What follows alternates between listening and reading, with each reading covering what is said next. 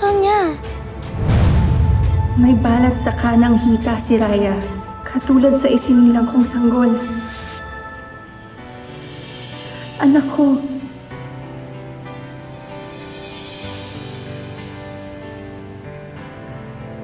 Raya? Raya? Alam mo, ang gaan-gaan ng loob ko sa'yo. Ang lakas ng kutob ko na ako yung tunay mong... Hoy! Anong ginagawa mo dito? Bakit yakap mo ang anak ko, ha? Ikaw palang mama ni Raya. Alam mo ba na magkaibigan sila ni Jasmine? Nag-meet sila sa park. Oo. Nakwento nga sa akin ng anak ko na may new friend siya.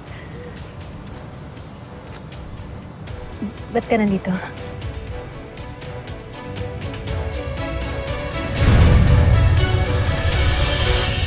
Ano kasi, birthday ni Jasmine. Sa Saturday.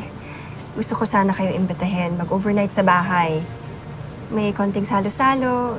Tsaka para makapag-bonding yung dalawang bata. Talaga po? Birthday ko rin po. Pareho pala kami ni Jasmine ng birthday. Yun lang naman pala. Oo naman. Gusto namin pumunta sa birthday ni Jasmine. Alam mo naman na parang anak na ang turing ko sa kanya. Talaga? Anak ang turing mo sa kanya? So ano? Makikita ko ba kayo sa birthday niya? Oo, pupunta kami. Sa wakas at makakasama ko rin si Jasmine, ang aking tunay na anak sa mismong birthday niya. Buti na lang may pagkasyungatong si Sonia. Kailangan ko magpakabait sa kanya para makinabang pa kami sa mamanahin niya.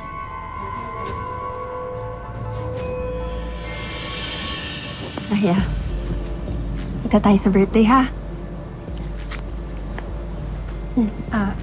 Ate, pasensya na ha, maliligo na muna kami. Alis kasi kami. Sige. Halika na. Halika na.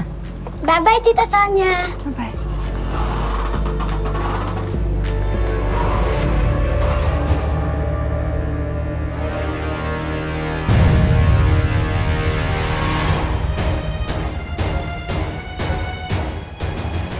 Raya, papatunayan ko na tama ang lukso ng dugo ng isang ina sa kanyang anak.